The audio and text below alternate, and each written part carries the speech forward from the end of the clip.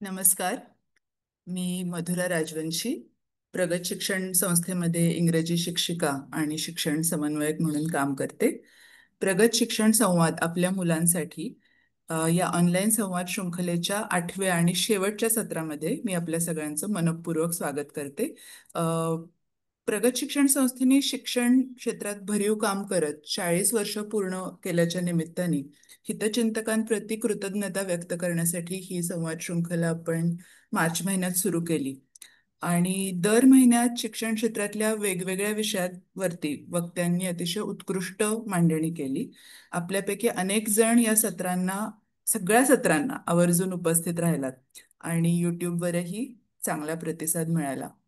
या शेवटच्या सत्राच्या निमित्ताने मी डॉक्टर शिरीषा साठे, डॉक्टर निलिमा गोखले, डॉक्टर मंजिरी निमकर, मुक्ता चैतन्य, आनंद चाबुकस्वार, डॉक्टर शिरीष दरक आणि अतुल देऊळगावकर या सगळ्या वक्त्यांचे मनपूर्वक आभार मानते.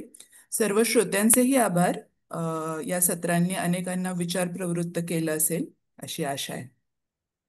आजच्या शेवटच्या सत्रात आपल्यासोबत संवाद साधण्यासाठी आलेलेत चित्रकार आणि कला शिक्षक श्री रणजित कोकाटे.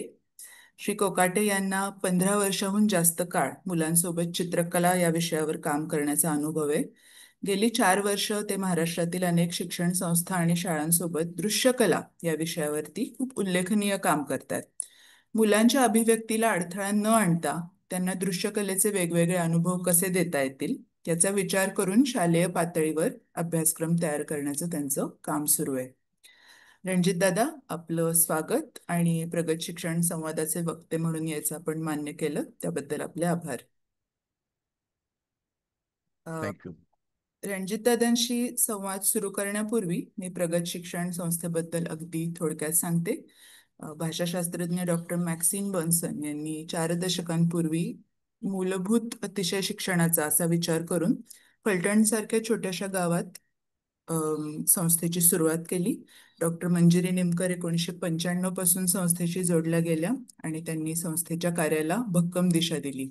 दलित वस्तीतल्या शालाबाह्य मुलांना अनौपचारिकरित्या शिक्षण देणे ते आज कमला निमकर बालभवन सारखी नावाजलेली प्रयोगशील शाळा, शिक्षण विस्तार प्रकल्पाच्या माध्यमातून उत्तम शिक्षण विचारांचा प्रसार आणि शिक्षक सक्षमीकरण असा संस्थेचा मोठा प्रवास राहिलाय.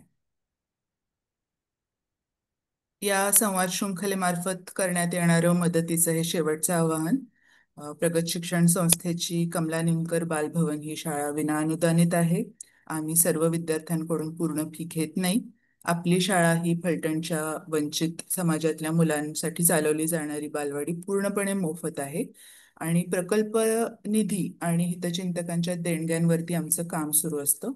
त्यामुळे आपल्या सगळ्यांच्या सहकार्याने आम्ही ही शैक्षणिक चळवळ पुढे नेत राहू शकतो. आपली छोट्यात छोटी मदत सुद्धा आमच्यासाठी फार महत्वाची आहे. आता अधिक वेळ न घालवता मुलं चित्र काढताना विचार करतात का या आपल्या आजच्या अतिशय इंटरेस्टिंग विषयाकडे आपण वळूया. मी रणजित दादांना विनंती करते की त्यांनी त्यांच्या मांडणीसाठी सुरुवात करावी.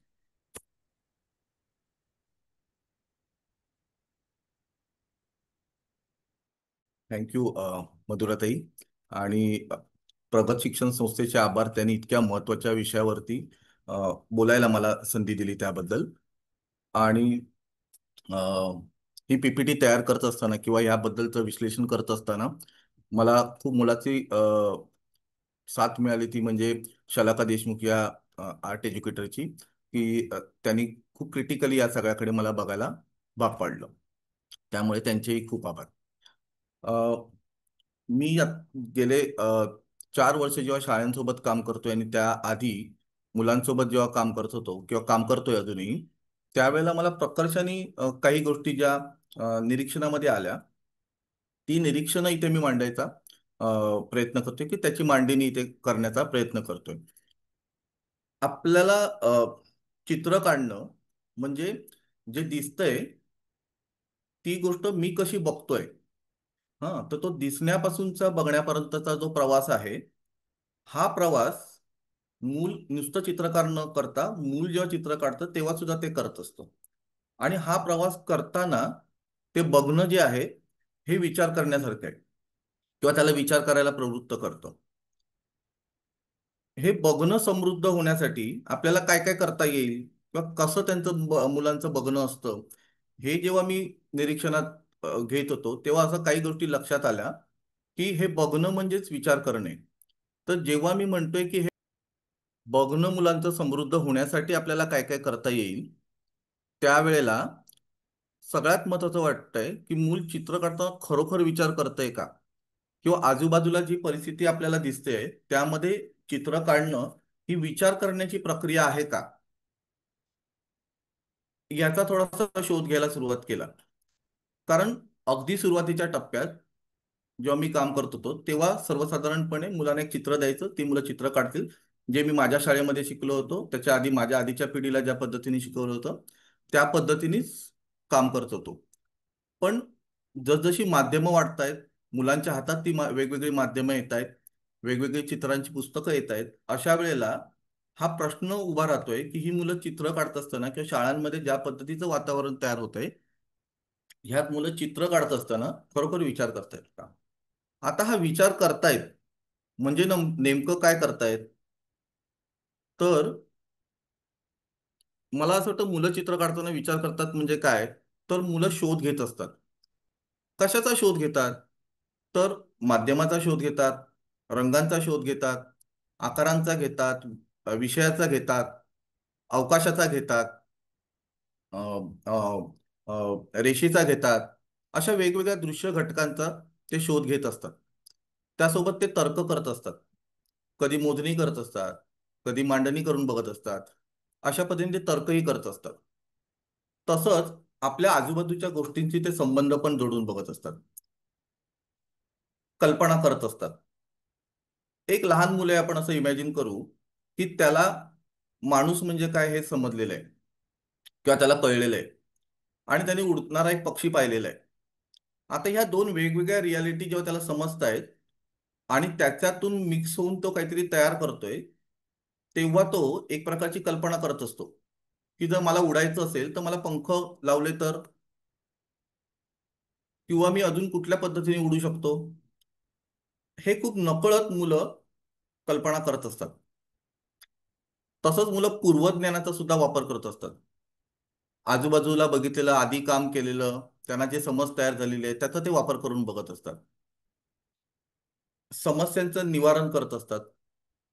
एखादं गोष्ट बनवताना त्यांना बऱ्याचदा काही अडचणी येत असतात आणि त्या अडचणींवरती वेगवेगळ्या पद्धतीने मात करून ती मुलं वेगवेगळे प्रयोग करून पुन्हा ते साध्य करत असतात. बऱ्याचदा निर्णय घेत असतात. म्हणजे अगदी एखाद्या चित्राची रेष काढताना ती रेष हवी आहे, ही रेष त्यांना हवी आहे की नको आहे, की मला अजून मोठी रेष हवी आहे किंवा मला उभी रेष हवी आहे, मला कुठला रंग हवा आहे, मला कुठला आकार हवा आहे, सोबत काय हवंय, याच्याही सोबत गटात काम करत असतील मुलं तर अजून त्याच्यामुळे मध्ये पाच मुलांचे पाच विचार असतात, त्यातून आपल्याला एक निर्णय घ्यायचा असतो. असे वेगवेगळे निर्णय आणि विचार ते मुलं काम करत असताना करत असतात. हा विचार आता पुढे जाताना जेव्हा मी करतोय तेव्हा लक्षात येतं की अनेकदा मुलं अशा पद्धतीची चित्र आपल्याला काढताना दिसतात. याच्यात तुम्ही पहिलं चित्र बघितलं तर बऱ्याचदा ते ऑनलाईन वरती किंवा युट्यूब वरती त्याच्या स्टेप्स दिलेल्या असतात, त्या पद्धतीने ती मुलं चित्र काढत असतात. किंवा अ, अ, कुठल्या तरी पुस्तकामध्ये बघून ती चित्र काढलेली असतात. मधलं चित्र जे फ्लेमिंगोचं आहे ते साधारण आपल्याला माहिती, जसा फ्लेमिंगोचं त्याच्या साधर्म्य साधणारं जरी असलं तरी काही वेळेला अ, लहान मुलं आहे त्यांना चित्र काढायला जमणार नाही म्हणून आउटलाईन करून दिलेली असते आणि मग त्याच्यामध्ये अ, रंग भरायचा असतो. त्याच्या बाजूचं चित्र आहे ते साधारण थोडाफार फरकाने आपणही किंवा तरी शाळेत असताना केलेलं असू शकतं, ज्याच्यामध्ये शिक्षक फळ्यावरती काहीतरी ड्रॉइंग काढून देतोय आणि त्यानंतर ते ड्रॉइंग बघून मला ते ड्रॉइंग तसंच्या तसं उतरवायचं असते आणि त्यानंतर त्याच्यामध्ये सर सांगतील किंवा शिक्षक सांगतील तसं रंग भरायचा असतो. काही वेळेला अशा चित्रांना पुस्तकं दिली जातात. एका बाजूला चित्र काढलेलं असतं, ते चित्र मला इथे बघून काढायचं असते. मुलाला स्वतःला याच्यामध्ये काही कृती करायची नसते. जेव्हा आपल्याला वाटतंय की मुलांनी चित्र काढताना विचार करायला हवा, ती त्यांची अभिव्यक्ती आहे आणि ते त्यांचं चित्र आहे, ते त्यांचं एक्सप्रेशन आहे, असं जेव्हा मला म्हणायचंय किंवा असं जेव्हा आपण म्हणतो सगळेजण, तेव्हा चित्र हे कोणीतरी दुसऱ्यांनी विचार केलेल्या गोष्टींमध्ये फक्त इमिटेट करण्याची कृती राहते. पण मग अशी चित्र जेव्हा मुलांना सतत शाळांमध्ये आणि घरांमध्ये प्रोत्साहन करून दिली जातात, तेव्हा ह्या चित्रांमधून नेमकं घडतंय काय? तर एका ठिकाणी मी जसं म्हणतोय की मुलं निर्णय घेऊ शकतात विचार करताना, मुलं शोध घेऊ शकतात, मुलं कल्पना करू शकतात. अशी चित्र मगाशी आपण बघितली तशी चित्र दिल्यावरती हीच मुलं फक्त कॉपी करणं हे काम सुरू राहतं. आणि त्यामुळे वर्गामधली जी सगळी चित्र आहेत किंवा त्या युट्यूबवरती जे व्हिडिओ बघून केलेली जी चित्र आहेत, त्याच्यातून जे कॉपी केलेले चित्र आहेत, त्यामुळे बहुधा सगळी चित्र ही सारखीच दिसतात. सगळ्यांचं एकाच पद्धतीचं कौशल्य त्यामुळे डेव्हलप होतं. म्हणजे अगदी कशा पद्धतीने रंग लावायचा ह्याचा सुद्धा विचार ती मुलं न करता, समोरच्यानी कशा पद्धतीने रंग लावायला शिकवलंय ते स्किल आत्मसात करायचं आणि अख्खा 40 ते 50 60 मुलांचा जो वर्ग असेल किंवा समूह असेल, तो एकाच पद्धतीने कृती करायला सुरुवात करतो आणि त्यांनी दाखवलेल्या चित्राच्या जवळ जाण्याचा प्रयत्न करतो. आपल्याला अपेक्षित काय होतं? समजा उदाहरण म्हणून जर मगाशी चित्र घेतली, तर मगाशा चित्रांमध्ये अ, जे निसर्ग चित्र होतं किंवा जे पक्षाचं चित्र होतं, मुळात प्राथमिक प्रत्यक्षातलं निसर्ग किंवा मानवनिर्मित वस्तूंकडे बघून त्याला निरीक्षण करून मग मुलांनी चित्र काढणं अपेक्षित आहे. या ठिकाणी सतत दुसऱ्यांनी काढलेली चित्र जेव्हा मूल बघतं, त्यावेळेला तो दुसऱ्यांनी काढलेल्या चित्रांवरती सतत अवलंबून राहतो आणि मग हळूहळू त्याच्या मनाला त्याची सवय होते. प्राथमिक आपल्याला जे बघणं आहे ते आपल्याला निसर्गातून मिळत असतं. या निसर्गातून जे प्राथमिक रंग, रेषा, आकार, अवकाश याचा शोध मुलांनी वेगवेगळ्या टप्प्यांवरती घ्यायला हवा. तो बाजूला ठेवून मुलं दिलेली चित्र तशीच्या तशी कॉपी करणं इतक्या आणि इतक्याच फक्त मर्यादित स्वरूपात चित्राकडे बघायला सुरुवात करतात. यामुळे घडतंय काय, तर चित्राच्या प्रोसेसपेक्षा प्रोडक्ट म्हणूनच चित्राकडे जास्त बघितलं जातं. की मला जर निसर्ग चित्र काढायचं आहे किंवा मला जर एखादं चित्र काढायचं आहे, तर त्याचा फायनल वर्क काय असणार आहे हे माझ्या डोक्यात कोणीतरी आधीच घालून ठेवलेलं आहे. आणि त्या घातलेल्या इमेजेसचा सततचा होणारा हॅमरिंग आणि मला लागलेली सवय याच्यामुळे मी फक्त चित्राकडे प्रॉडक्ट म्हणून बघतो आणि तसंच्या तसं चित्र काढता येते की नाही याकडे बघतो. पण मी समजा हेच निसर्ग चित्र वेगवेगळ्या अनुभवातून बघण्याचा प्रयत्न केला, तर त्या प्रोसेसमध्ये मला वेगवेगळ्या पद्धतीने विचार करण्याची शक्यता निर्माण होतात, ज्या प्रोडक्ट म्हणून आपल्याला शक्यता दिसत नाही. काय काढायचंय हे सुद्धा आपण आधीच ठरवलेलं असतं. त्यामुळे फक्त त्या प्रोडक्ट पर्यंत अचीव व्हायचं आणि उरलेली प्रोसेस जी आहे त्याकडे दुर्लक्ष करायचं. अशा पद्धतीचं एक वातावरण साधारण शाळांमध्ये आणि एरवी घरामध्ये पण मला बघायला मिळतं. बरं, हे सुरुवातीला मला असं वाटलं कदाचित मुंबई पुण्यासारख्या मोठ्या शहरांमध्येच ह्या सगळ्या गोष्टी होतात की काय. पण जेव्हा गावांमध्ये सुद्धा कामं केली काही शैक्षणिक संस्थांसोबत, तेव्हा असं लक्षात आलं की अशा पद्धतीने चित्र काढणं ही सवय बऱ्याच खेड्यांमध्ये, गावांमध्ये सगळीकडे पसरलेली आहे. तर चित्र काढणं म्हणजे एखादी इमेज तयार करणं आणि त्याच्यामध्ये रंग भरणं किंवा कुठलीही दृश्यकला सादर करणं किंवा कला सादर करणं याच्याकडे एका प्रोडक्टिव्ह नजरेतूनच बघायचं की असं असं तयार झालं, असे असे रंग लावले, असे असे स्किल्स डेव्हलप केले की म्हणजे माझं चित्र तयार झालं. त्याच्या बाहेर जाऊन मी काहीतरी वेगळा प्रयत्न करत असेल आणि त्या प्रयत्नातून मला जे काही मिळत असतं त्याच्याकडे लक्ष देत नाही किंवा मी त्याला चित्र म्हणत नाही.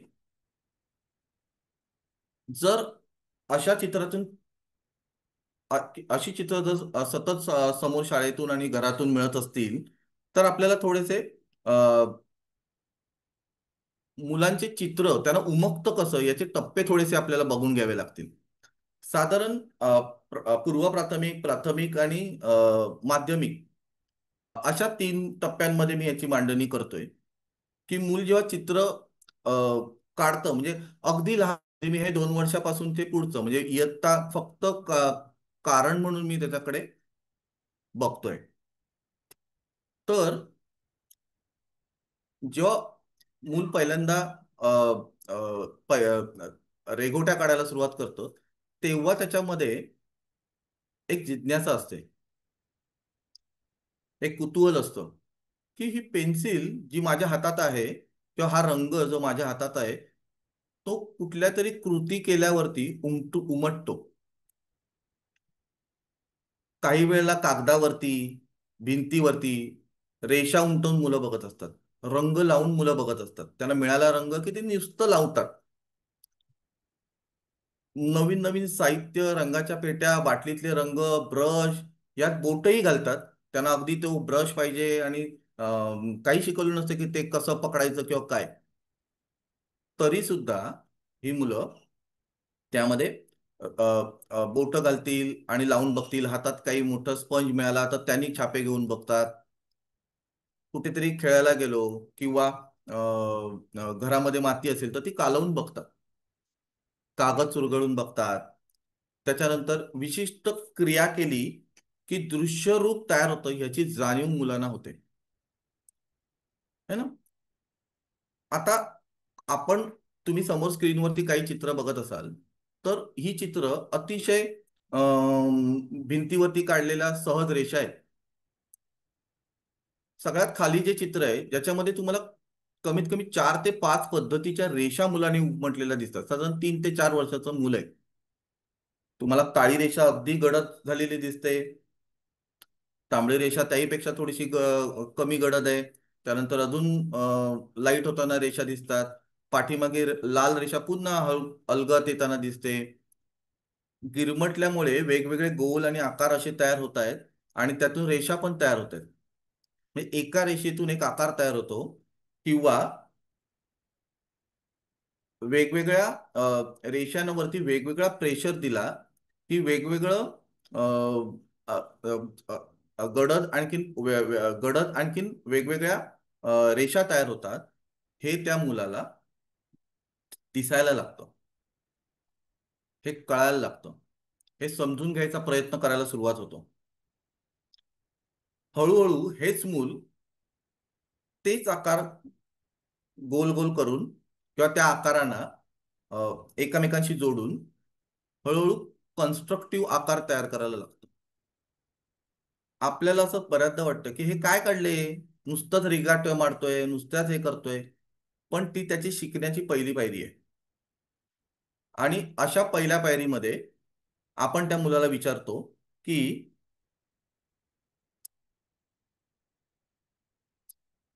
तू काय काढतोयस. मग तो मुलगा सांगतो मी घर काढतोय.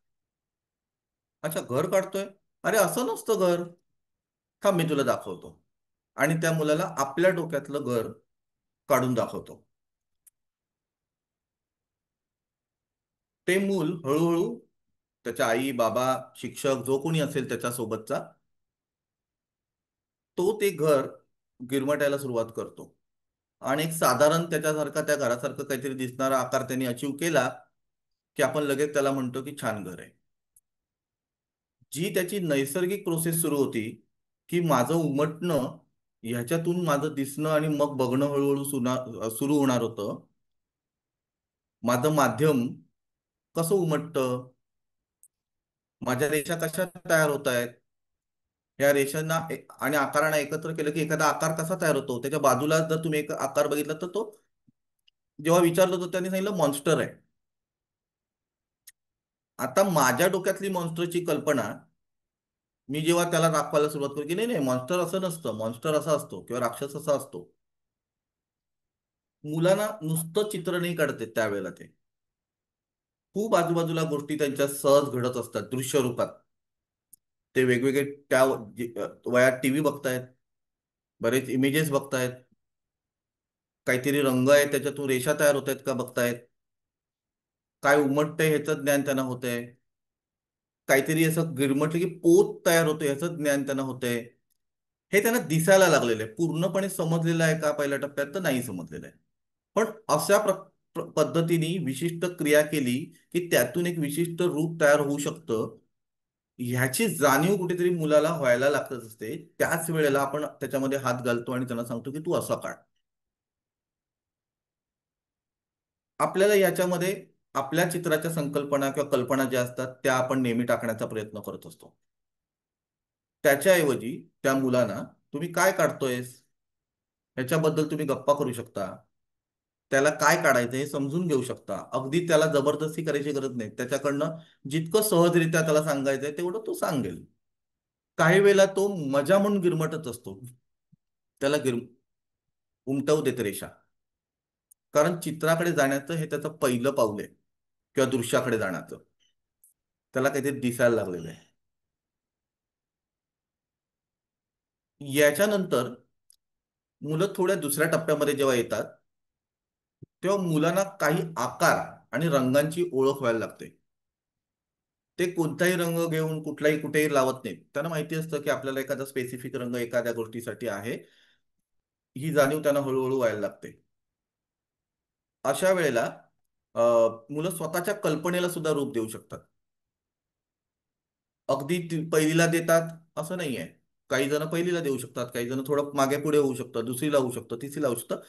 मी इयत्ता वाईज मुद्दा म्हणून सांगतोय, कारण शिक्षक जास्त आपल्या सोबत असतील तर त्यांना समजायला थोडं अजून सोपं जाईल. त्यांना कल्पनेला रूप देता येतं. त्यांच्या चित्रातले आकार आपल्याला पण ओळखता येतात आणि त्यांनाही ओळखता येतात. रिप्रेझेंटेटिव्ह आकाराच्या जवळपास त्यांचं चित्र जायला सुरुवात होतं. रंग, पोत याची समज तयार व्हायला सुरुवात होते आणि वस्तूतले बारकावे मुलांना शोधता येतात. आपल्या स्क्रीनवरती काही चित्र दिसतील, तर वरची दोन पोर्ट्रेट आहेत. जेव्हा मी वस्तूतले बारकावे त्यांना शोधता येतात, म्हणजे इयत्ता 4थीच्या मुलांनी काढलेले स्वतःचे सेल्फ पोर्ट्रेट्स आहेत. स्वतः तयार केलेले सेल्फ पोर्ट्रेट इतक्या बारकाईने निरीक्षण करून पुरेसा वेळ घेऊन मुलांनी ही चित्र काढलेली आहेत. त्यांच्या कुठल्याही कामावरती कुठल्याही शिक्षकाने येऊन करेक्शन दिलेलं नाही. आपापल्या ऑब्झर्वेशननी आणि आपापल्या स्ट्रगलनी मुलांनी ही चित्र काढलेली आहेत. त्यासोबतच मुलं खाली तुम्हाला रंग शोधताना पण दिसतील. वेगवेगळे रंग मुलांनी ऑब्झर्व करून एकेका रंगाचे शेड सुद्धा शोधलेले आहेत. याची जाणीव हळूहळू मुलांना व्हायला लागते की एखादा रंग स्पेसिफिक कुठला आहे, तो कसा बनवता येईल. एकदा दोन रंग दिले, त्याच्यात त्या मुलांनी रंग बनवले आणि डायरेक्ट त्याला रंग बनवता आलं असं नाही होत. तो रंग येईपर्यंत मूल स्वतःचा प्रयत्न सतत चालू ठेवतो आणि हा प्रयत्न करत राहताना ते मूल त्या विचाराचा विचार करायला लागतं. याच्या ऐवजी आपण त्याला रेडीमेड सांगितलं, अरे तुला ऑरेंज कलर हवाय का, मग तू सरळ लाल रंग आणि पिवळा रंग मिक्स कर की तुला हवी ती शेड मिळेल. त्याचा विचार करणं थांबलं, त्याचा स्ट्रगल थांबला. अशा वेळेला जर मुलांनी स्वतःच त्याला रंग मिळेपर्यंत आपण त्याला तेवढा पुरेसा वेळ दिला, तेवढं स्वातंत्र्य दिलं, तर त्याचे त्याचे रंग तो मूल सहज शोधायला लागतो आणि त्याची गंमत मुलांना येते. अगदी तुम्ही एका चित्रात बघाल, तर एकाने दगड हातात घेतले त्याचे रंग शोधतोय आणि एक मूल मॅग्निफाईंग ग्लास आणले त्यांनी छोटीशी, कंपास बॉक्स मध्ये मिळते ती, आणि त्याच्यातून ते रंग आणि त्याचे डिटेल्स शोधण्याचा प्रयत्न करतोय. काही वेळेला मोठ्या मोठ्या मॅग्निफाईंग ग्लास शाळेमध्ये अवेलेबल असतात, त्याही मुलं वापरतात आणि त्यातूनही शोधतात, त्यातूनही बारकावे बघतात. खूप नॅचरली त्यांना या टप्प्यामध्ये या सगळ्या गोष्टी शोधण्याची मजा येत असते. फक्त आपण त्यांना रेडीमेड काही गोष्टी दिल्या नाहीत तर ते करणं शक्य होतं. ह्या दुसऱ्या टप्प्यामध्ये साधारणतः मी जेव्हा बघितलंय तेव्हा मला असं लक्षात आलं की आपण अ, बरोबर त्या मुलाचं चित्र थोडं बहुत जरी चांगलं आहे असं वाटलं की लगेच ड्रॉइंग क्लासला टाकतो किंवा लगेच आपण काही पुस्तकं आणून देतो चित्राची. आता या मुलाचा जो काही प्रवास चाललेला होता, स्वतःचा स्वतः निरीक्षणातून शोधण्याचा, कल्पनेतून बघण्याचा, विचार करून बघण्याचा, हा प्रवास कुठेतरी साईडला जातो. आणि ती फॅन्सी पुस्तकं जी रेडीमेड तुम्हाला ड्रॉइंग देतात, जी आपण सुरुवातीला बघितली, अशा पुस्तकातून त्यांच्या प्रवासाकडे ते मूल जायला सरकतं. आणि त्याने त्यातली चित्र काढली की आपल्याला चित्र काढल्यासारखं काहीतरी वाटतं. नुसतं रंग बघतोय, कशाला रंग बघतो? नुसतं त्यापेक्षा या पुस्तकातलं बघ काढ, किंवा तू खूप चांगला काढतोयस, आता लगेच क्लासला जा. आणि त्या ज्या चित्रकलेच्या क्लासला किंवा दृश्यकलेच्या क्लासला जातात, तिथे सुद्धा तुम्हाला एका बाजूला ड्रॉइंग केलेलं असतं. सगळी मुलं एका पद्धतीचं चित्र काढतात, एकाच पद्धतीचं कौशल्य तुमचं तयार होतं. त्या मुलाचा स्ट्रगल थांबतो आणि मग आपल्याला जे काही प्रोडक्ट म्हणून समोर येतं, त्यालाच आपण चित्र म्हणायला सुरुवात करतो. यानंतर थोडी मुलं मोठी होतात तेव्हा ते तिसऱ्या टप्प्यात असतात. ह्यामध्ये थोडंसं मुलांना वास्तववादी चित्राचं किंवा दृश्याचं आकलन व्हायला सुरुवात झालेली असते. स्वतःच्या विचारांनी ही मुलं मांडणी करायला समर्थ असतात किंवा त्यांना करायची असते. अधिक आव्हानात्मक कृती करायची असते.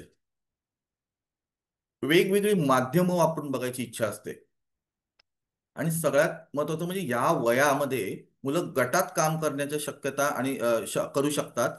आणि सगळ्यांनी मिळून एका विचारासाठी काम करणं, ही क्षमता त्यांच्या वयामुळे सुद्धा त्यांना तयार तयार झालेली असते. यातली ह्या टप्प्यामध्ये जेव्हा मुलं येतात, तेव्हा नेमकं आपण त्या मुलांना कॉम्पिटिशन मध्ये आणि स्पर्धांमध्ये टाकतो. स्पर्धांमध्ये टाकणं हा डिबेट होऊ शकतो की का टाकायचं किंवा का करायचं नाही स्पर्धा, त्याच्याबद्दल. पण होतंय काय स्पर्धामध्ये टाकल्यामुळे, त्या स्पर्धेमध्ये विजय मिळवण्यासाठी ते मूल विशिष्ट पद्धतीची चित्र जी त्या स्पर्धेला आवडतील किंवा त्या परीक्षेला आवडतील आणि त्यातून आपल्याला चांगले मार्क मिळतील, अशाच पद्धतीच्या चित्रांची सतत प्रॅक्टिस करत असतात. चित्र हा माझा अनुभव आहे, चित्र हा माझं एक्सप्रेशन आहे, चित्र हा माझा विचार आहे, हे सगळं बाजूला सारतं आणि ते कॉम्पिटिशन आणि स्पर्धेच्या जवळपास जातात. अशा मुलांना जेव्हा अ, ही समोर तुम्ही चित्र बघत आहात, तर त्यांना किती वेगवेगळी माध्यमं. तर या 7वीच्या मुलांनी एक 6वीच्या मुलांनी केलेलं चित्र आहे, ज्याच्यामध्ये हेअरस्टाईल डिझाईन केल्या होत्या मुलांनी. आणि या सगळ्या ज्या डिझाईन मुलांनी केलेल्या आहेत, या पहिल्या सगळ्या डिझाईन स्वतःच्या ड्रॉ केल्या की मला कशी हेअरस्टाईल बनवायची. आणि पेपर ह्या माध्यमाचा वापर करून त्यांनी ते तयार केलं होतं. त्याच वेळेला जेव्हा वास्तववादी गोष्टी कळतात, एका विशिष्ट पद्धतीची चित्राची पद्धत मुलांना समजायला लागते, यायला लागते, बघायला लागतं, वेगवेगळ्या ठिकाणी शोधत शोधत असतात. त्यांच्यामध्ये मनामध्ये स्वतःबद्दलचं सुद्धा किंवा चित्राच्या सौंदर्याबद्दलचा एक काहीतरी समज तयार व्हायला लागत असतो. अशा वेळेला आम्ही एक प्रयोग केला होता की पाब्लो पिकासोचे क्युबिझमची काही चित्र दाखवली होती आणि त्याच्यावरती गप्पा केल्या होत्या. आणि मग मुलांना सांगितलं होतं की आता तुम्हाला सेल्फ पोर्ट्रेट बनवायचं आहे, तर तुम्ही आता कसं कराल?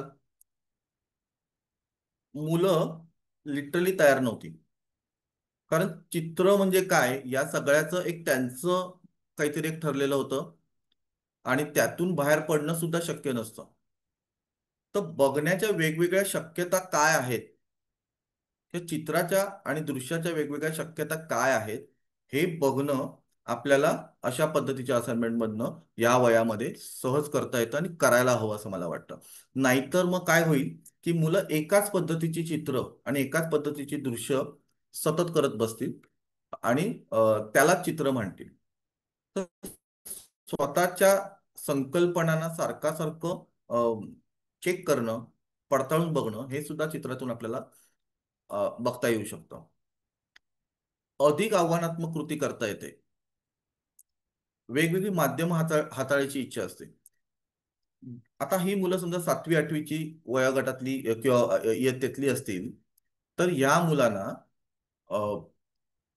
पहिलीपासून आपण फक्त वॉटर कलर शिकवतो. आणि त्यांच्या आजूबाजूला मात्र वेगवेगळी माध्यम आहेत. आजूबाजूला वेगवेगळे माध्यमांमधल्या गोष्टी आहेत.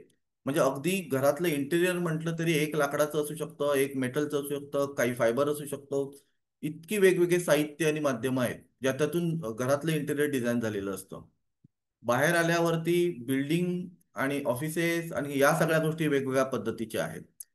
पण शाळांमध्ये मात्र जे आपण सुरुवातीला माध्यम सुरू करतो तेवढ्याच माध्यमामध्ये त्या मुलाला आपण पुढे जाऊन घेत असतो. हे मूल आज फोटोग्राफी सुद्धा करतंय, बघतंय, किंवा त्याच्या हातामध्ये कदाचित मोबाईल आलेला असेल, त्याला ते माध्यम म्हणून कळलेलं असेल. ते ही मुलं प्रिपेअर आहेत आता या सगळ्या गोष्टींना अनुभव करण्यासाठी आणि या सगळ्या गोष्टी एक्सप्लोर करण्यासाठी.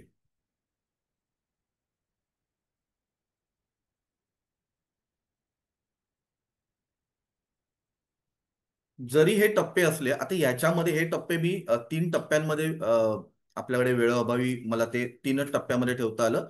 प्रत्येक इयत्तेसाठी किंवा प्रत्येक वयोगटासाठी आपल्याला त्याचे बारीक बारीक टप्पे तयार करता येतील या मूळ टप्प्यांच्या आधारे, की प्रत्येक मुलं अजून कसं कसं कसं विचार करेल. आणि शिक्षकांनी ते करायला हवं असं मला वाटतं.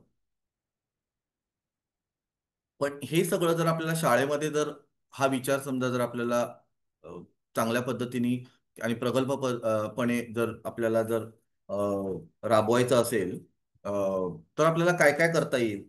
तर सगळ्यात अडचण येते ती म्हणजे आपण किती काही केलं तरी पालक जे आहेत ते पुन्हा क्लासलाच टाकणार आहेत किंवा ते त्यांना पुस्तकच देणार आहेत. तर मुलाला शिकवताना पालकांना सुद्धा अ, त्यांचं शिक्षण होणं गरजेचं आहे. कसं करता येईल? तर जितकं शक्य आहे तितकं मुलांची चित्र डिस्प्लेवरती करून त्या मुलांना पालकांना दाखवता येतील. कधीतरी पालकांनाच मुलांसोबत चित्र काढायला आणता येईल. कधीतरी पालक शाळेत म्हणजे मला आठवते गोरेगावच्या गोरेगावकर शाळेमध्ये अ, अ, प्राथमिकच्या पालक सभेला चित्रकला या विषयावरती पालक सभा घेतली होती. आणि आपली मुलं काय करतायत, त्यांना तुम्ही कशा पद्धतीने प्रोत्साहन करायला द्यायला पाहिजे याच्याबद्दल शिक्षकांनी मार्गदर्शन केलं होतं. आणि ते काय प्रयत्न करते हे त्यांनी सांगितलं होतं. त्यांनाही सगळं उमगलं होतं असं नाही, पण जितकं ते करत होते तितकं त्यांनी आपल्या पालकांसमोर ठेवलं होतं आणि पालकांसोबत चर्चा केली होती, की तुम्हाला काय वाटतंय, काय मुलांनी करायला पाहिजे चित्र म्हणून. दुसरं मला महत्वाचं असं वाटतं, की शिक्षकांनी प्रयोगशील भूमिका घेण्यासाठी की घ्यायला हवी. कारण मुळातच चित्र जेव्हा मुलांना द्यायचंय तेव्हा खूप जास्त प्रयोग करून शिक्षकांनी पण बघायला पाहिजे. ते स्वतःकडे पण करायला हवेत आणि ते मुलांसोबत पण करून बघायला पाहिजे. आणि प्रत्येकाने कारण हे प्रत्येक मुलाचं एक्सप्रेशन आहे, ते एकाच पद्धतीने येऊ शकत नाही. त्यामुळे किती पद्धतीने आपल्याला मुलांना शिकवता येईल, किती पद्धतीने चित्रकलेचा किंवा दृश्यकलेचा तास आपल्याला घेता येईल, ह्याचं काहीतरी प्रयोगशील वृत्ती त्या चित्र शिक्षकांनी किंवा कला शिक्षकांनी तयार करायला हवा तेव्हा असं म्हणतोय तेव्हा दोन पद्धतीचं वातावरण आहे. एक तर इंटरनल वातावरण त्या मुलाच्या मनामधलं, शिक्षकाच्या मनामधलं, आणि एक बाह्य वातावरण जे शाळेमध्ये असायला हवं. मुलांनी काढलेल्या चित्रांना डिस्प्ले करण्याची जागा हवी. त्यांचं वेळोवेळी त्यांच्या असाइनमेंट झाल्या की त्या भिंतीवरती किंवा योग्य त्या ठिकाणी जिथे आपल्याला शक्य आहे तिथे लावता यावं. काही वेळेला मुलांना अ, अ, जागा उपलब्ध नसते शाळेमध्ये. शाळा छोट्या असतात, काही एनजीओज असतात, तिथे जागा नसते. अशा वेळेला आपल्याला 4-4, 5-5 चित्र एका वेळेला लावत लावत दरवेळेला ते बदलू शकतो. बऱ्याचदा काय होतं की आपण एकाच पद्धतीचं चित्र लावतो आणि ते वातावरण मुलांसाठी पोषक नाहीये. मुलांच्या भावविश्वातील आणि परिसरातील माध्यम आणि विषय असायला हवेत. मजा अशी वाटते की मूल आज वेगवेगळ्या ठिकाणी जातंय, बघतंय, वेगवेगळ्या गोष्टी बघतोय, हॅरी पॉटरच्या मूव्हीज बघतोय आणि काय काय बघतोय, कुठल्या कुठल्या गोष्टी ऐकतोय. पण मला चित्राचे विषय जेव्हा दिसतात तेव्हा बहुतांश शाळांमध्ये किंवा बहुतांश ठिकाणी एक तर तेच तेच निसर्ग चित्र असतं किंवा फुगेवाला अशा पद्धतीचे विषय असतात. आता हा फुगेवाला जो काढला जातो मुलांचा, हा फुगेवाला, तो टोपी घातलेला फुगेवाला, तीच लुंगीवाले फुगेवाले, हे सगळ्या मुलांचे असतात. याचं महत्वाचं कारण मला असं वाटलं की असा फुगेवाला किंवा फुगेवाले हल्ली बघायला पण नाही मिळत आहेत. तर आपल्याला बघावं लागेल की त्या त्या ठिकाणचा कुठला विषय आहे ज्याच्याबद्दल मुलांना काढण्यासाठी काहीतरी मजा येणार आहे, उत्सुकता वाटणार आहे, शोधण्यासाठी काहीतरी मिळेल, निरीक्षण करण्यासाठी तरी काहीतरी मिळेल. तर असे विषय आपल्याला शोधावे लागतील. त्यावेळेला आपल्याला हा विचार, नाहीतर मग ते परत फुगेवाल्यासाठी ते युट्यूबवर किंवा ऑनलाईन जाणार आहे आणि तोच फुगेवाला काढणार आहे. तसाच फुगेवाला चांगला दिसला की आपण मात्र त्या फुगेवाल्याला जे काय त्याचं मूल्यांकन करायचं ते करणार आहोत. तर विषय पण वेगळे द्यायला हवे. इथे मी एक उदाहरण म्हणून सांगतो. एका शाळेमध्ये, म्हणजे गोरेगावच्या शाळेमध्ये, अभि गोरेगाव शाळेमध्ये, त्यांच्या कला शिक्षकांनी पबजी खेळणारी मुलं असा एक विषय दिला होता. एका मुलाने कमोडवर बसून तो पबजी खेळतोय असं चित्र काढलं होतं. पबजी खेळणं हे चुकीचं की बरोबर हा वेगळा विषय आहे. पण त्याच्या भावविश्वातला विषय असल्यामुळे त्याला निरीक्षण करणं सोपं आहे, त्याला शोधणं सोपं आहे, त्याला मांडताना मांडताना त्याच्यामध्ये आपल्याला त्याला काहीतरी स्कोप आहे. ज्या गोष्टी त्यांनी कधी पाहिलेल्याच नाही आहेत ज्या पद्धतीने, त्याचं असं रेडीमेड विषय देऊन आपल्याला चालणार नाहीत. तर विषयांमध्ये पण आपल्याला विचार करावा लागेल. त्यानंतर रंग, रेषा, आकार, पोत, अवकाश या दृश्य घटकांचा विचार करून चित्र बघायला हवं. मुलांच्या कलाकृतीला प्रतिसाद देताना त्यांची समज आणि धारणा तयार व्हायला मदत होईल असा प्रतिसाद द्यायला पाहिजे. जनरली आपण खूप जनरल प्रतिसाद देतो. हा, चांगलं काढलंय हा, किंवा त्याच्या चित्रावरती काहीतरी करून दाखवतो. यामुळे त्या मुलाला समजलंय का की त्यांनी काय चांगलं काढलंय आणि काय वाईट काढलंय, किंवा त्याला काय इम्प्रूव्ह करायचंय अजून. तर अशा वेळी मुलांसोबत अ, बोलत असताना त्यांना काय हवंय. समजा एक घर काढत असेल मूल, आणि त्यांनी काढलेल्या घराबद्दल तुम्हाला अजून काहीतरी बोलायचं असेल, तर तुम्ही त्याच्याशी घराबद्दल चर्चा करू शकता, गप्पा करू शकता, काही घरं दाखवू शकता. याच्यामुळे घराच्या बद्दलचं व्हिज्युअल डिस्कशन झाल्यामुळे मूल अजून जास्तीत जास्त घराबद्दलची त्याची धारणा स्पष्ट होऊ शकते. आणि मग तो त्यातलं त्याला जे काय काढायचंय, त्याला जे काय अभिव्यक्त करायचंय, त्याच्यापर्यंत तो होतो. तर निव्वळ चांगलं आणि वाईट असं फक्त त्या ह्याच्यामध्ये इतकं रॅन्डम असायला नको. त्याच्यामुळे मुलांना वाटतं की हा, हे चांगलंच म्हणतात किंवा वाईट म्हणतात. तर विचारपूर्वक त्यांची धारणा तयार व्हायला मदत होईल अशा पद्धतीची आपल्याला रिप्लाय देता यायला हवे. बऱ्याचदा तिसरी चौथी नंतर मुलांचं असं कल दिसतो की मुलं चित्र काढायची थांबतात.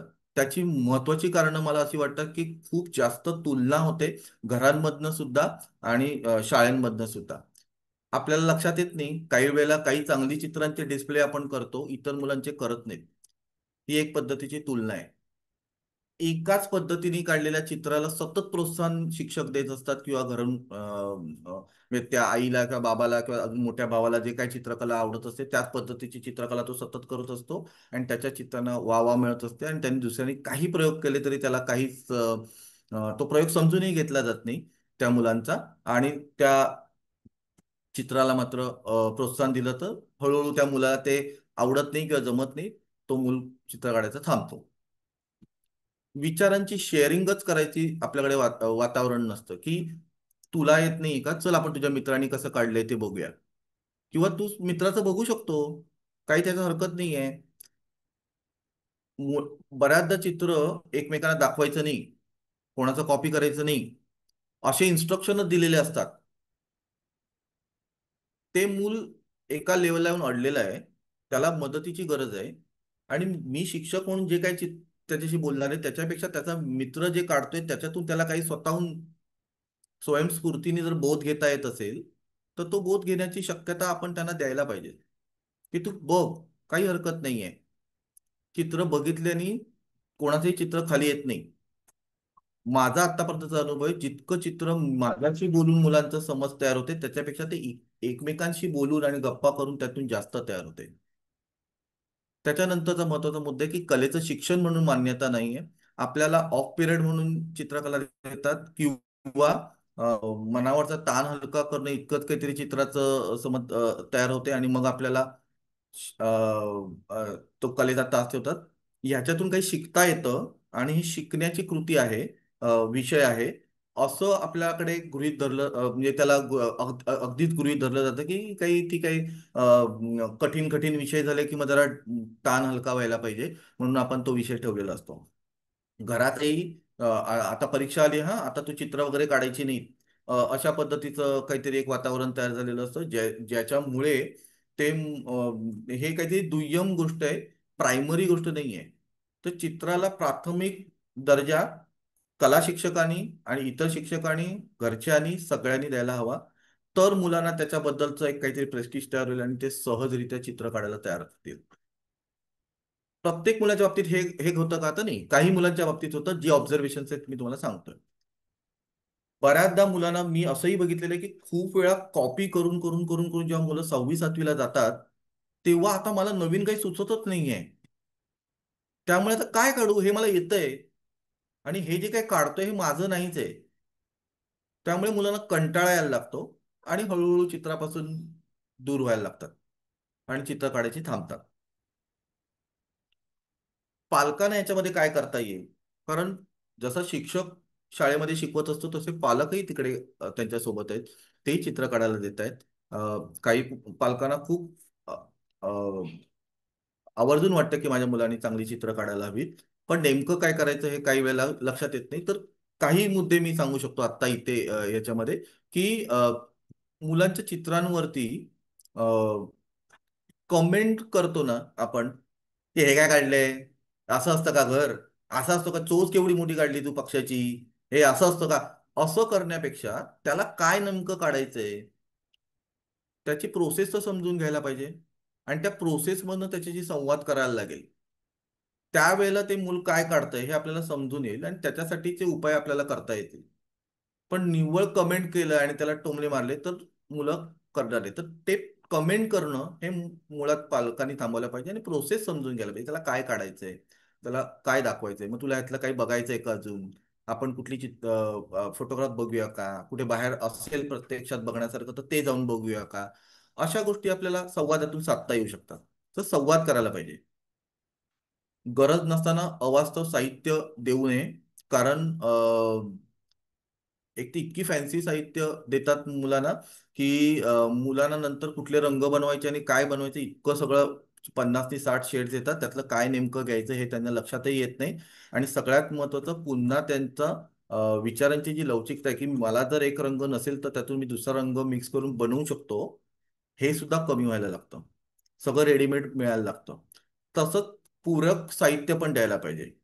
काही वेळेला बॉटल्समध्ये रंगच नसतात, तर आपण बघायला पाहिजे की आपल्या मुलाला अ, अ, जितके गरजेचे आहेत तेवढे रंग आपण दिलेले आहेत का, त्यांनी जे साहित्य घेऊन आले ते ब्रश साफ केलेले आहेत का, पेन्सिल्स वगैरे आहेत का. चित्र काढताना तर अगदी छोटी पेन्सिल असेल, त्याला ग्रिपच नसेल, तर तो चित्र काढताना सुद्धा त्याला कठीण जाणार आहे. तर साहित्य अवास्तव पण देऊ नये, पण जितकं गरजेचं आहे तेवढं साहित्य द्यायला पाहिजे. घरामध्ये मला असं वाटतं मोठी मोठी चित्र काढण्याची सोय पालकांनी करायला पाहिजे. शक्य असेल तर आपल्या भिंती द्या. जितक्या काही होत नाही, मस्त दिसतात भिंती, त्यामुळे तुम्ही भिंती देऊ शकता. आणि जर ते शक्य नसेल तर वर्तमान पेपर्सना तुम्ही पांढरा रंग लावू शकता आणि त्याचे कुठेतरी दरवाजावरती किंवा एखाद्या ठिकाणी मोठाले पेपर तयार करून, म्हणजे 4-5 वर्तमानपत्र एकत्र जोडून, हे सुद्धा मुलाला सोबत घेऊनच तयार करून ते लावू शकता आणि त्याच्यावर त्याला चित्र काढायला देऊ शकता. दरवाजावरती किंवा कुठेही तुम्हाला जिथे योग्य स्थान असेल. आणि हे शाळांमध्ये आणि शिक्षण संस्था ज्या अशा पद्धतीचं काम करतात ते सगळीकडे व्हायला पाहिजे. निरीक्षण क्षमता आणि कल्पना क्षमतेला त्यांचा विकास होईल साठी रेडीमेड पुस्तकं देऊ नयेत पालकांनी. अ, बऱ्याचदा प्रेमापोटी देतात, किंवा बर्थडे गिफ्टला वगैरे आलेले असतात, त्यांनी बरंच नुकसान होतं. ते फॅन्सी असतं, ते तुम्हाला अट्रॅक्ट करण्यासाठीच आहे. त्यामुळे मुलं सहज तिकडे आकर्षित होतात आणि ते सगळं तसं गिरमटायला लागतात. एखाद्या मुलाने एखादं चित्र पाहिलं असेल आणि स्वयंस्फूर्तीतून त्याला वाटत असेल मला एखादं करावं, तर तो केव्हा तरी केलेला प्रयोग मी समजू शकतो. पण रोज रोज रोज रोज आता हेच गिरमटत बस, मग मोठा झाला की साईडची चित्र मग या साईडला तू स्वतः काढ, मग ते डॉट दिलेले असतात ते जॉईन करून काढ, ह्याच्याने त्याचं निरीक्षण क्षमता आणि त्याची कल्पना क्षमतेचा विकास होऊ शकत नाही, जे चित्रामार्फत होऊ शकतं. त्यामुळे रेडीमेड पुस्तकं मुलांना देऊ नये. दृश्य कला ही बघण्याची कला आहे, त्यामुळे बघणं समृद्ध होण्यासाठी मुलांना वेगवेगळ्या गोष्टी दाखवता येतील. काय काय दाखवता येईल तर चित्र, म्युझियम या सगळ्या गोष्टी दाखवता येतील, फिल्म्स दाखवता येतील, नाटक दाखवता येईल. पण एखाद्या ठिकाणी या सगळ्या गोष्टी अवेलेबल नसतात, अगदी खेड्यापाड्यामध्ये. मग अशा वेळेला किंवा सगळ्यांनीच मुळात तुमच्या बाहेर पडल्यावर एखादी इमारत असेल, एखादं घर असेल ते बघता येतं, एखादी भिंत बघता येते, एक भिंतीवरती पावसाळ्यात आलेलं शेवाळ बघता येतं, त्याचे रंग बघता येतात, त्याचं टेक्स्चर बघता येतं, तुमच्या आजूबाजूचा परिसर बघता येतो, त्याच्यावरती डिस्कस करता येतं. हे बघणं जर त्याचं डेव्हलप होत गेलं आणि हे दृश्य घटकाच्या आधारे जर तुम्ही रंग, रेषा, पोत आणि ह्याच्या आधारे त्याचा संवाद जर झाला, तर मुलाला काय काढायचं हे मला तर सुचत नाही असं वगैरे होणार नाही. ते मूल आपलं आपलं चित्र काढायला त्याला मदत होऊ शकतं. हे सगळं होत असताना अ, मी जेव्हा काही शाळांसोबत काम केलं तर त्या शाळांमध्ये काही चित्र मुलांनी काढली, तर त्याची थोडक्यात आपण काही प्रक्रिया समजून घेऊ. हे पहिल्या टप्प्यातल्या मुलांची चित्र आहेत, जिथे बालवाडीतली मुलं आहेत, सेल्फ पोर्ट्रेट काढलेले आहे. कुठलंही रेडीमेड चित्र किंवा रेडीमेड गोष्टी नाही, डायरेक्ट स्केच पेन मुलांनी घेतला होता आणि त्याच्यातून स्वतः कसे दिसतो हे त्यांना पाहिजे ते काढले. कोणी त्याला अरे तुझं नाक असं आहे का, तुझे केस असे आहेत का, असं काही म्हटलेलं नाहीये. त्यांनी स्वतःच्या ह्याच्यातून अ, स्वतःला आठवून आठवून काढलेलं चित्र आहे. ही मुलं जरी लहान असली, आम्ही एकत्र त्यांना बसवलं होतं काम करायला. आणि हे सेल्फ पोर्ट्रेट नंतर माध्यमाच्या वेगवेगळी माध्यमं वापरून सुद्धा त्यांना क्रिएट करायचं होतं. त्यावेळेला एकमेकांना सहज मदत करत होते. तुम्ही वरच्या फोटोमध्ये बघू शकता की मुलांनी एका मुलाला काहीतरी कापायचं आहे तर तो त्याला मदत करतोय. गटात काम करणं ही लहान मुलांसाठी नाहीये असं नाहीये. वेगवेगळ्या तुम्ही रचना तयार केल्या तर मूल आपसुकच एकमेकांचं चित्र बघतं, एकमेकांना मदत करतं आणि हळूहळू गटात काम करणं ही भावना त्यांच्यामध्ये तयार व्हायला मदत होते. हा त्यांचा पहिला टप्पा आहे. बाजूला टी शर्ट वरती केलेलं चित्र जे दुसरीच्या मुलीचं चित्र आहे, तिने स्वतःच्या टी शर्ट वरती स्वतः डिझाईन तयार केलेली आहे, चिंध्या कापड आणलेलं आहे आणि त्याचा वापर करून त्यांनी जी डिझाईन बनवली आहे त्याच्यात आम्ही कुठलाही हस्तक्षेप न करता त्या मुलांनी स्वतःच्या डिझाईन्स काही गोष्टी चिटकवल्या आहेत, कारण मुलांचं हे लहान आहे, आणि काही गोष्टी त्यांनी शिवलेल्या सुद्धा आहेत. आधी शिवणकाम आणि या सगळ्या गोष्टी त्यांच्या शिकलेल्या असल्यामुळे त्याचा वापर करण्याची संधी सुद्धा मिळाली. त्यांची डिझाईन काय असावी हे त्यांनी ठरवलेलं असल्यामुळे त्या मुलांनी स्वतःच्या आवडीची डिझाईन तयार केलेली आहे. जसं मी म्हणतोय की वेगवेगळी माध्यमं मुलांना वापरता येतील, तसं इथे मुलांनी फोटोग्राफीचं माध्यम वापरलेलं आहे. आणि दिवाळीच्या वेळेला अ, अ, प्रकाशाचे फोटो काढा, असं त्या फोटोग्राफी या माध्यमातून मुलांनी फोटो काढलेले आहेत. तेच फोटोग्राफीचं माध्यम जेव्हा मुलांनी वापरले तेव्हा बाजूच्या चित्रामध्ये तुम्हाला लक्षात येईल की खूप कचरा पडलाय आणि ही सामाजिक भीती आहे.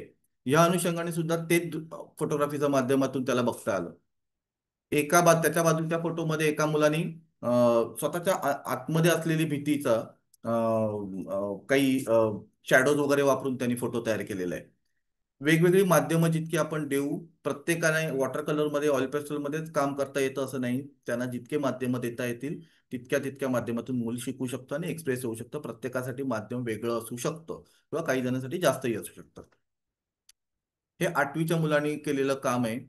जेव्हा त्यांना आव्हानात्मक कृती करायची असते किंवा गटात काम करता येऊ शकतं, हे 8-8, 9-9 फुटाचे स्कल्पचर्स काठ्या आजूबाजूच्या सामानातल्या गोळा करून मुलांनी तयार केलेले चिंध्यांचा आणि काठ्यांचा वापर करून, आणि एका विचारासाठी कसं काम करायचं ह्याचा एक खूप छान नमुना होता. मुलांचं चित्र होत नव्हतं, शिल्प तयार होत नव्हतं.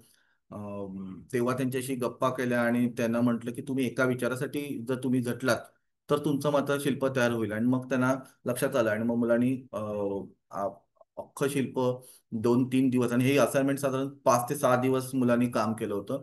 त्यासाठी वेगवेगळी माध्यमं जी ज्याला करवतीने कापता येत होतं त्यांनी करवत वापरली, कोणी शिवणकाम केलं, कोणी धागे केलं, तर वेगवेगळ्या माध्यमाचा आपापला जे येत आहे ते सगळ्यांनी मिळून या ह्याच्यामध्ये काम केलेलं आपल्याला दिसतं. तेच माध्यम आहे. युक्रेन आणि रशियाचं वॉर सुरू होतं आणि आम्ही मुलांना वॉर बद्दल गप्पा केल्या होत्या, आणि वॉर म्हणजे उद्ध्वस्तता. तर उद्ध्वस्तताचे कसं काय आपण काम करू शकतो, तर हे इयत्ता 8वीच्या मुलांनी केलेलं काम आहे, ज्याच्यामध्ये इन्स्टॉलेशन हा प्रकार त्यांनी समजून घेतला आणि त्या प्रकारे स्वतःला काय एक्सप्रेस करायचं ते गटामध्ये येऊन पुन्हा काम केलेलं आहे. त्या इन्स्टॉलेशन या प्रकारातून उद्ध्वस्तता कसं रिफ्लेक्ट करता येईल हा सांगण्याचा त्यांनी इथे प्रयत्न केला होता. आणि साधारण 5 ते 6 मुलांचे एक गट होता आणि असे 5-6 इन्स्टॉलेशन्स होते. तसंच हे कमला निमकर बालभवन या शाळेतल्याच भिंतींवरती मुलांनी केलेली कामं आहेत 9वीच्या. वेगवेगळी भिंतीचित्र मुलांनी, सगळ्या मुलांनी, एकही मुलांनी काम करायचं नाही असं नाही आहे, सगळ्या मुलांनी केलेलं काम आहे, गटात केलेलं काम आहे. अशा भिंती शाळेने उपलब्ध करायला पाहिजेत, मुलांना काम करायला मोठा अवकाश मिळाला पाहिजे. अ, लहान मुलांच्या बाबतीत तर अशा अवकाशामुळे त्यांचे फाईन मोटर स्किल आणि ग्रॉस मोटर स्किल सुद्धा डेव्हलप होतात, त्यासाठी सुद्धा ते महत्वाचं आहे. तर या सगळ्या भिंती अ, शाळेमध्ये मिळालेल्या आहेत अ, मुलांना करायला. ही एक शॅडो पासून तयार केलेली मगर आणि तुम्हाला दिसेल ती भिंत आहे, आणि दुसरी आकाराची भिंत आहे जी एकाच आकाराला वेगवेगळ्या मुलांनी कंदिलाचा आकार आहे तो कसा वेगवेगळ्या आकाराच्या संदर्भात बघता येईल असं त्यांनी ड्रॉ केलंय, नंतर भिंतीवरती डायरेक्ट काम केलेलं आहे. थँक्यू. माझी मांडणी आता इथे थांबते. हे एक शेवटचं काम आहे.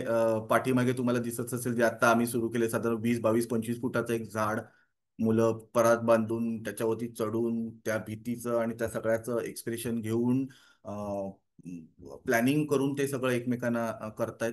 ते हे तुम्हाला पुढे कधीतरी बघायला मिळेल.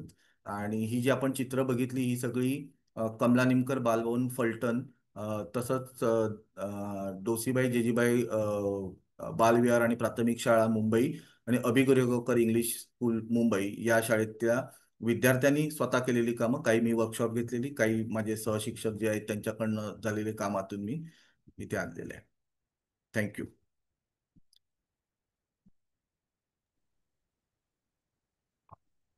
थँक्यू रणजित दादा. अम, काही नोंदणीच्या वेळेला काही प्रश्न विचारले होते, त्यातले एक दोन तीन प्रश्न आपण घेऊया. अम, हे तुम्ही थोडं बोललात की 4 वर्षाच्या मुलांना चित्र काढताना मार्गदर्शन करावे का मोकळे सोडावे. त्या मार्गदर्शनाच्या दृष्टीने 4 वर्षाचं पण बघू आणि नंतर सुद्धा की कसलाच हस्तक्षेप करायचा नाही का, किंवा मार्गदर्शन तुम्ही म्हटला की गप्पा करायच्या, पण मग ड्रॉइंग क्लासला पाठवायचंच नाही का, किंवा एलिमेंटरी इंटरमिजिएट सारख्या परीक्षांचा काही फायदाच होत नाही का, असं थोडंसं एक काही सांगू शकाल का? मुळात मार्गदर्शन करायचं का लहान मुलाला पासून ते मोठ्यापर्यंत, तर सगळ्यांना मार्गदर्शन करायचं. पण मार्गदर्शन करायचं याचा अर्थ मी डायरेक्ट त्याला प्रोडक्ट सांगणार नाहीये, है ना. जनरली मार्गदर्शन म्हणजे त्याचा अनुभव समृद्ध होण्यासाठी मला काय गप्पा करता येतील आणि काय दाखवता येईल तितकं मला दाखवणं अपेक्षित आहे. आपल्याकडे होतं काय का, तुला झाड काढायचंय का, तर मग लगेच मी त्या मुलाला झाड करून दाखवतो. आता 4 वर्षाच्या मुलाला त्यांनी जे झाड काढलेले ते मुळात मी स्वीकारलं पाहिजे, आणि मग त्या झाडाबद्दलच्या गोष्टी त्याच्याशी करायला पाहिजे, झाड नेऊन दाखवायला पाहिजे. तो तुम्ही काढताय तसं झाड काढणार नाहीये. ते तुम्ही काढलेलं झाड आहे, तुमच्या अनुभवातून तुम्ही तयार केलेलं आहे. तर झाड किती वेगवेगळ्या पद्धतीचं असू शकतं ह्याच्याबद्दल त्याच्याशी आपल्याला गप्पा करता येतील, त्याच्या रंगाबद्दल गप्पा करता येतील, त्याच्या टेक्स्चर बद्दल गप्पा करता येतील, आणि त्याला जसं जमेल ते स्वीकारून मुळात आपल्याला करायचंय. मार्गदर्शन या शब्दाची जर फोड केली तर मुळात तो मार्ग आहे, आणि दर्शन म्हणजे अनुभव आहे. तर त्या दर्शन म्हणजे माहिती नाही आहे. म्हणजे आपण पुस्तकांमध्ये असं ना की झाड लिहिलंय तर बाजूला झाडाचं चित्र असतं, तर ती माहिती झाली त्या झाडाचं, ते अस्तित्व नाही त्या झाडाचं. तसं तो अनुभव त्याला मिळण्यासाठी आपल्याला काही गोष्टी करता येतील का, तर आपण काम करत असताना मुलांना प्रत्यक्ष अनुभव करायला सुद्धा निसर्ग चित्रासाठी घेऊन जातो, अगदी लहान मुलांना सुद्धा आणि मोठ्या मुलांना सुद्धा. येता जाता गप्पा करत असतो. डायरेक्ट तुम्हाला फळ्यावरती चित्र काढून किंवा मी डायरेक्ट ह्याच्यावरती आपण करत नाही. तर मला असं वाटतं मार्गदर्शन करायचं म्हणजे काही वेळेला काही न करणं आणि त्यांनी काढलेलं आहे ते बघणं. आपल्याला खूप घाई असते पटकन काहीतरी सांगायची. तर ती घाई न करता बघत राहणं, त्या मुलाचं काम डे बाय डे बघणं. म्हणजे 4 वर्षाचा मुलगा एकदा चित्र काढणार नाही ना. बऱ्याच टप्प्यांमध्ये रोज मुलं चित्र काढतायत. आणि मग त्याच्यातून त्याची प्रगती कशी होते, त्याला काय झाडाबद्दल सांगायचंय, त्याला काय दाखवायचंय, त्याच्या रेषा कशा डेव्हलप होत आहेत, याच्या हे बघणं खूप गरजेचं आहे. एलिमेंटरी इंटरमिजिएटच्या परीक्षांबद्दल त्या शासनाच्या परीक्षा आहेत, त्यामुळे त्याच्यावरती आधारित बरेच गोष्टी आहेत. पण तेच काय चित्र नाही आहे एवढं मात्र मी बोलू शकेन की तेवढ्यासाठीच फक्त वर्षभर काम करत राहायचं आणि बाकी काही शोधायचंच नाही चित्र म्हणून. तर तसं करायला नको. एक परीक्षा आहे ती सर्वसाधारण परीक्षेची तशी चित्रकलेची, आणि तेवढ्याच 2 परीक्षा आहेत, त्यामुळे परीक्षा द्या. पण म्हणजे असे प्रकार आहेत की लाल रंगाची बादली प्रॅक्टिस करतात कारण दरवर्षी बादली येते, आणि मग तीच तिथे निळी असली तरी लाल रंगाचीच बादली काढायची. हे काय परीक्षेचं उद्दिष्ट असू शकत नाही किंवा चित्राचं उद्दिष्ट असू शकत नाही. तर असं मार्गदर्शनाचा काय उपयोग नाहीये, कारण ते डायरेक्टली दिल्यासारखं आहे. अनुभव समृद्ध होण्यासाठी जे जे काय करता येतील ते करावं मात्र. बरोबर आहे. म्हणजे परीक्षा ही ही एक परीक्षाच आहे फक्त. म्हणजे हो, तेच चित्र अगदी. नाही असं मुलांना पण त्यांच्याशी हे बोलणं गरजेचं आहे. हो, अगदी अगदी. म्हणजे आता त्या परीक्षेमध्ये काहीतरी करणं म्हणजे आता खूपच असं काहीतरी तेच करत राहायचं असं इतकं नाहीये ते. अम, एखादं आखीव चित्र आणि दुसरं म्हणजे जिथं खूप सारे रंग, रेषा, काही ठिपके असं वापरून काढलेलं चित्र, या दोन्हीमध्ये तितकाच सखोल विचार असतो का, असा एक प्रश्न आलेला आहे. हो, सगळ्या जी जी कृती मूल स्वतःच्या अनुभवावरती घेऊन करते आणि स्वतःच्या निर्णय क्षमतेवरती करते, स्वतःच्या स्वातंत्र्य घेऊन करते, या सगळ्यामध्ये विचार असतो. एक बारीकसा टिपका जरी लावायचा असेल तरी त्याला विचार करावा लागतो की हा टिपका मी इथे लावू की नको लावू. तो निर्णयच घेत असतो. एखादी रेष काढायची असेल तर तो निर्णय घेत असतो की इथे मला रेष हवी आहे की नको आहे. रेडीमेड चित्रामध्ये काय होतं की ऑलरेडी रेषेचा विचार कोणीतरी करून ठेवलेला आहे. त्यामुळे ते मूल ती रेषा तिथेच काढतो, त्याचा निर्णय नाहीच येतो. त्याला हवं तिथे तो रंग देऊन समोरचा बघतोय आणि रंग देतो. त्यामुळे टिपके काढले काय, रेषा काढल्या काय, किंवा काही इतर चित्र जे त्यांनी निर्णय घेऊन केलेलं आहे, त्याचं स्वतंत्रता अबाधित राहून झालेलं आहे. ते कुठलीही गोष्ट तुम्हाला विचार करायलाच लावते, विचार केल्याशिवाय नाही करता येणार. अम, मुलांना लहानपणापासून त्यांचं स्वतःचं चित्र काढायला कसं प्रोत्साहन द्यायचं ते तुम्ही सांगितलं. पण समजा ते काही काळ दिलं गेलं नसेल आणि मुलांमध्ये अशी भावना तयार झाली असेल की ते म्हणतात की मला चित्रच काढता येत नाही. अ, तर मग इतरांच्या दृष्टीसुखासाठी नाहीये काढायचं, तर स्वतःच्या आनंदासाठी काढायचं. हे एका मोठ्या टप्प्यावरती आपल्याला मुलांना शिकवता येतं का, आणि ते कसं शिकवायचं? म्हणजे एक प्रोसेस झाली, ऑलरेडी मनात बसलेलं आहे की मला काढताच येत नाहीये, तर तिथनं पुढं मुलाला घेऊन जाता येतं का आपल्याला? हो, अगदीच येतं. त्याची कारणं जर आपण समजून घेतली तर असं कुठल्या मुलाला वाटणार नाही की मला चित्र काढता येत नाही.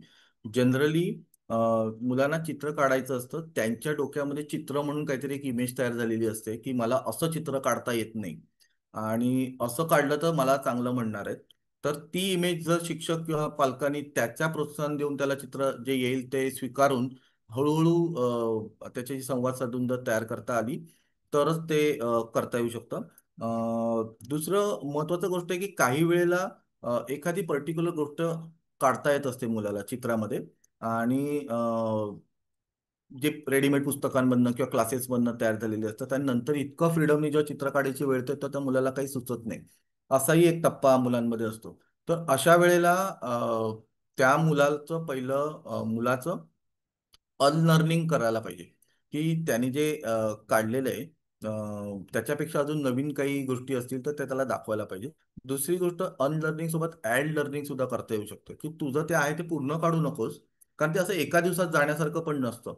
तर अशा वेळेला काही ह्या गोष्टी आहेत की ह्या गोष्टी तुम्ही अजून ऍड करून बघा. आपण असं पण झाड काढून बघूया, तू असं काढलंयस की नाही, तर मग आपण असं पण काढून बघूया. आपण असंही तू स्वतःच्या कल्पनेत पण काहीतरी मांडून बघ, तुला जर काही सांगायचं असेल तर. असं प्रोत्साहन देत देत त्यांना की तुझं चित्र मुळात मुलाला समोरच्यांनी आपल्या चित्राला ऍक्सेप्ट केलेलं आहे आणि नाही केलेलं आहे ह्याच्यावरनं खूप प्रॉब्लेम तयार होतात. आणि बहुतांश ठिकाणी जेव्हा असे मुलं चित्र नाही काढत तेव्हा त्यांनी दुसऱ्यांनी काहीतरी काढलं न काढलेलं आहे किंवा त्याला ते चालणार नाहीये, माझ्या चित्राला नावं ठेवणार आहेत किंवा असे प्रॉब्लेम्समुळे बऱ्याचदा मुलं चित्र काढतात. म्हणजे सहज नैसर्गिक विचार येतो, तो काढताच येतो मुलांना. पण आपण ठरलंय ना की पोर्ट्रेट असं पाहिजे, तर हम्म. मग तो मुलं नाही काढायचं त्याला पोर्ट्रेट, तर कोण ठरवणार हे असं पोर्ट्रेट आहे? लाल रंगाचं चेहरा काढायचं असं काढू दे. इतकं साधं सरळ आहे, पण ते करायला देत नाही आपण. आपण त्याच्यामध्ये मग नाही मग गुलाबी दाखव. आणि मग हम्म. रेडीमेड हल्ली स्किन टोन म्हणून एक काहीतरी फ्लेस्टिन नावाचा रंग, तो स्किन टोन म्हणून लावतात. तर हा मुळात त्यांना न मिळालेलं स्वातंत्र्य आहे, है ना. तर हे आपल्या लक्षात येतं, त्यांनी न केलेला विचार आहे तो, त्यामुळे ते रेडीमेडकडे जातात. शेवटचा एक प्रश्न, या विषयाबद्दल आणखी काही कोणाला वाचायचं असेल, अभ्यास करायचा असेल तर काही नावं सुचवाल का? पुस्तकांची किंवा अशी हा. म्हणताय हा. तुम्ही? हा.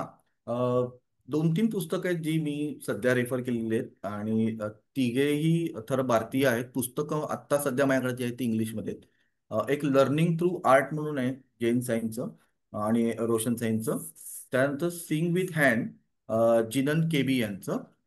आणि आर्ट स्पार्क्स नावाचं एक पुस्तक आहे, अ, निशा नायर यांचं. अ, मला इंटरेस्टिंग ही पुस्तकं का वाटतात, कारण तिघांचे अप्रोच मला जरा वेगवेगळे दिसत आहेत. पण हे तिन्ही माणसं जेव्हा त्यांच्या चित्रांबद्दल आणि लहान मुलांच्या चित्रांबद्दल स्पेशली बोलतात, तेव्हा मुलाचा विचार करण्याची प्रोसेस आणि मुलाचं चित्र काढण्याचं स्वातंत्र्य अबाधित ठेवून ते अप्रोच मांडण्याचा प्रयत्न करतात. त्यामुळे ह्या दोन गोष्टींचा आपण जर पालक आणि शिक्षक म्हणून जर विचार केला की मुलाला स्वातंत्र्य मिळतंय का त्याचं चित्र काढायला, आणि स्वातंत्र्य तेव्हाच मिळू शकतं जेव्हा तो स्वतःचा विचार मांडू शकतो किंवा तो स्वतः विचार करू शकतो. दुसऱ्याचा विचार घेऊन तो स्वतंत्रपणे चित्र काढू शकत नाही. त्यामुळे विचार करणं ही प्रक्रिया सुरू झाली की स्वातंत्र्य आपोआप त्याला मिळेल किंवा स्वातंत्र्य तुम्ही दिलं तर तो विचार करू शकेल. दोन्ही एकमेकांशी संलग्न आहे. तर ही तिन्ही गोष्टी या पुस्तकांमधून मला दिसतात. अम, जैन साईन रोशन साईंचं जे लर्निंग थ्रू आर्ट आहे ना पुस्तक, तर ते पालक नीतीनी एक लेखमाला छापली होती, कला शिक्षण ते कलेतून शिक्षण, सुजाता लोहकरे. तर त्यांचे काही लेखमालेतले लेख ऑनलाईन आहेत, तर मी एक लिंक पण टाकते चॅटबॉक्समध्ये, म्हणजे कोणाला मराठीतनं त्या पुस्तकात साधारण काय आहे ते वाचायचं असेल तर त्याच्यासाठी. अ, ओके. धन्यवाद रणजित दादा. खूप थँक्यू. महत्त्वाच्या गोष्टी सांगितल्यात आणि आमच्यासारख्या काही शाळा जे करतायत ते जास्तीत जास्त शाळांपर्यंत आणि घरांमध्ये पोचावं हीच इच्छा आहे. अ, या संवाद शृंखलेचा आता एक औपचारिक समारोप करते.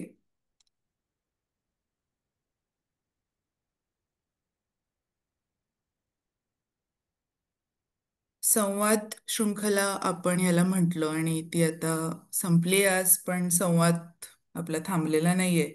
उलट या निमित्ताने सुरू झालं असं म्हणता येईल, कारण याद्वारे आम्ही अनेक शिक्षणकर्मी आणि पालकांपर्यंत पोचू शकलोय. त्याचं खूप समाधान वाटतं आणि आपल्या प्रतिक्रिया सूचना काही असतील तर आपण आम्हाला ईमेल करून कळवू शकता. मी चॅटबॉक्समध्ये ईमेल आय डी दिलेला आहे. संस्थेच्या फेसबुक आणि इंस्टाग्राम पेजवर आम्ही सतत नवीन गोष्टी टाकत असतो, त्यामुळे त्या पण आपण नक्की बघा. आणि आपल्या सगळ्यांचा आता निरोप घेते. प्रगत शिक्षण संस्थेच्या संपूर्ण टीमकडून आपल्या सगळ्यांचे खूप आभार. आणि चॅटबॉक्समधून काही गोष्टी कॉपी करून घ्यायच्या असतील तर एक 5 मिनिटं पुढची मीटिंग सुरू ठेवते. नमस्कार. थँक्यू.